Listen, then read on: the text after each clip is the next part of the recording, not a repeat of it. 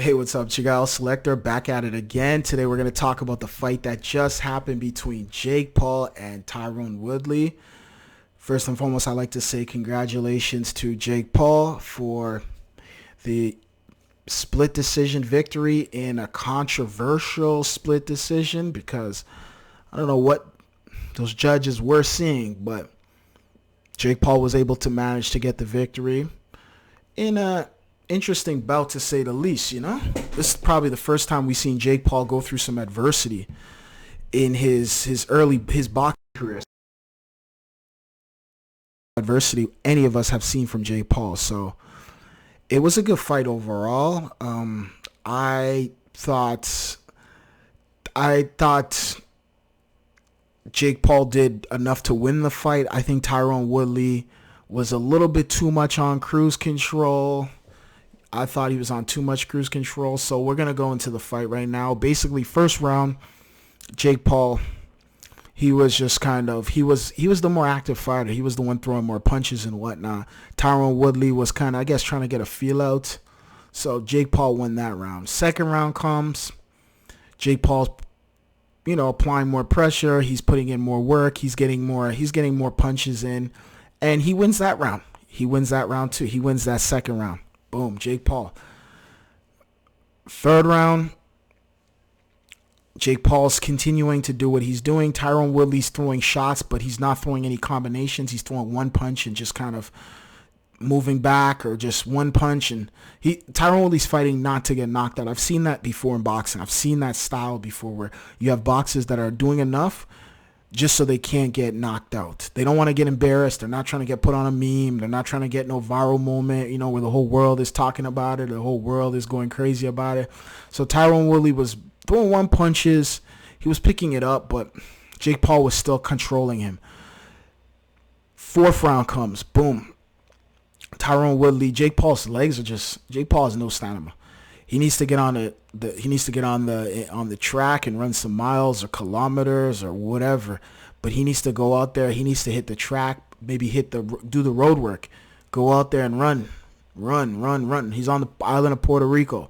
Start running, bro. Get that stamina, get that endurance up, because you were starting to fade. Fourth round comes. Tyron Woodley's applying pressure. Tyron Woodley starts cooking Jake Paul. He gives Jake Paul one punch. Jake Paul goes flying into the freaking rope. Jake Paul literally had the rope save him.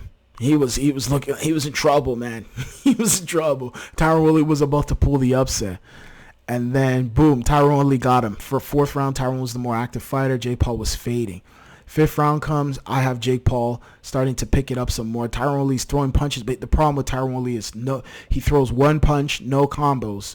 He's looking for the big punch, the big swing, try to get Jake Paul out of here, the knockdown. That's what he's looking for. He's not getting the knockdown, so he has to add more to his arsenal. Tyron Woodley was virtually an unknown walking into this fight. I didn't know much about him. Like, outside of, I didn't find any footage of him. Like, of course I know his MMA background. I know him in the octagon, but as far as knockdowns and knockouts, he ain't it's like he's like a virtual unknown, man, when it comes to that. So it's kind of like there's a lot of question marks. So a lot of people are on the fence. Jake Paul, we know what he is, but we haven't seen him go through any adversity. We haven't seen him go through, some trials and tribulations, So this was going to be a great test for both individuals. And then what happened? So yeah, that fifth round, Jake Paul got him. He had him in that fifth round. Virtually the sixth round as well, Jake Paul. Tyron Woodley's not throwing enough combinations. Jake Paul's the more active fighter, throwing more punches, just winning rounds, throwing more. He even threw multiple combinations in rounds. I seen more from Jake Paul, but the problem was Jake Paul's stamina. Tyron Woodley's issue, like I said prior, not enough punches. So he's not throwing enough punches. Then we go to, that's the sixth, seventh round again. Tyron Woodley's not doing enough. Throwing some wild shots, throwing shots here, a shot there, a shot. Well, Jake Paul's throwing more. He's more of the consistent fighter. Even though he's fading, he's drained out, man. He's exhausted at this point. You can see it. He didn't even want to sit on the turn. He didn't want to sit on the stool and in his corner. He virtually just stood up. He's gasping for air and whatnot. He was exhausted, and you could see it, man. Hey, he's not doing the road work. I've seen this happen before, man. I've seen this happen before. Eighth round comes, Jake Paul's virtually just he basically just gave away that eighth round. Tyron Woodley was the more active fight. Tyron Woodley's corner told him, "Hey, bro, you need the knockout. You're not winning this fight." Tyron Woodley was on cruise control virtually the whole entire fight, and his legacy's on the line virtually. You got to get this guy out of here. You got the whole entire MMA community rooting for you. You got freaking a lot of people are rooting for Woodley. They want to see him win. A lot of people put money on Woodley for the upset because there's some big money on Woodley's. So, and then you have a lot of other people who don't like Jake Paul. Jake Paul's kind of he's that guy, yo. He's that guy that a lot of guys just don't. He's that guy who's in. It's like that bee around you, that pest, bro. He's in that ear. You got to get him out of here. He's that guy you have to. He's the guy you want to shut up. And unfortunately, Tyron Woodley wasn't able to do it. He's not the guy, man. And there's a lot of guys lined up to try to fight Jake Paul, man. You see what I'm saying? There's a lot of guys who want to fight him. So we'll see what transpires, though. But, man, Tyron Woodley, hey, you did your first boxing bout.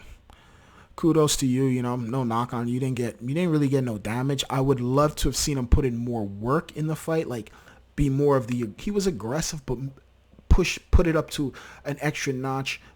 Kind of take more risk and try to run some combinations. And I think those three things he wasn't able to do, and that's his fault. He was virtually on cruise control. He was on neutral, bro. That guy was not really, hey, all the guys Jake Paul fought, they took risks, So this guy needed to take some sort of risk. He didn't take the risk. So, hey, it is what it is, he thought he could win off points, but you have to be more active. In boxing, it's a sweet science. You got to be more active. He won that eighth round, and I had him winning 2 rounds. That was it. And Jake Paul won the rest of the rounds, so 6 rounds to 2. That's what I had. I don't know. The referee came in. One referee had Tyron Woodley winning. I don't know what he needs to change his bifocals because I don't know what the hell he was watching. I had nothing from Tyron Woodley winning. I didn't have him winning the fight at all, but he had him winning. It was a split decision victory. One of the judges had it right. He had Jake Paul winning 6 rounds to 2. Another judge, I don't know what he was looking at too, but he had a little bit Jake Paul winning it, but I forgot how many rounds he had it to. But listen, we'll see what happens next for Jake Paul.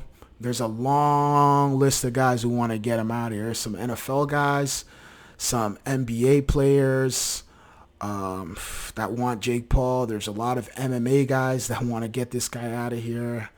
There's Tommy Fury, from Tyson, the younger brother of Tyson Fury. He's also known from reality TV star on the show Love Island, UK. He wants to get him. He wants to get that crack at Jake Paul. There's other YouTubers that want Jake Paul's head. There's man, this guy's NFL football players, other boxers dying to get that Jake Paul fight. Gervonta Davis, he's been calling Gervonta Davis head. Floyd and him have history with that fight they had in that Miami stadium over there. They were fighting with the hat gate or whatever. So there's a lot of fights for Jake Paul. I mean, Jake Paul and Logan Paul, these guys, man, hey, these guys are geniuses, man. The fact that they were able to sell out that stadium tonight, the undercards were excellent. Congratulations to also the fighters on the undercard, There was a lot of great fighters, man. There was Daniel Dubois. He got on the undercard. He had a great fight. Serrano, she fought on the undercard. She won that fight. Basically there was also Montana Love. He's a local Cleveland boxer, up and coming, top dog, moving up in the weight class. He's excellent showman. He got a good skill. He got nice, excellent sweet science ability. He was fighting on the undercard. He got a nice big knockdown. Tommy Fury came in there. He fought on the undercard. Great fight with the guy over there, Taylor, and Tommy Fury was able to beat him in a unanimous decision. So it was a good fight overall, man. It was a great night in Cleveland for boxing, So congratulations to all those individuals there who won on Serrano and Jake Paul and Montana Love and Tommy Fury and Daniel Dubois, all the winners. That was a great, entertaining Sunday night. So salute to all those guys there. Please hit the like button, hit the subscribe button, follow your guys, send this out to your friends, and just keep supporting all those people who supported. Thank you so much. I greatly appreciate it. We're going to have more content coming. We have more boxing stuff. We have more basketball. We're going to have some NFL football. We're going to have some soccer. We're going to have some, football, European football. We're going to have all types of stuff going on, more boxing, NBA basketball, everything. You name it, we're going to have it all. So just keep supporting the channel. And definitely hit the like button like I said prior, and please subscribe. Thank you very much, and I am signing out. Deuces. Peace.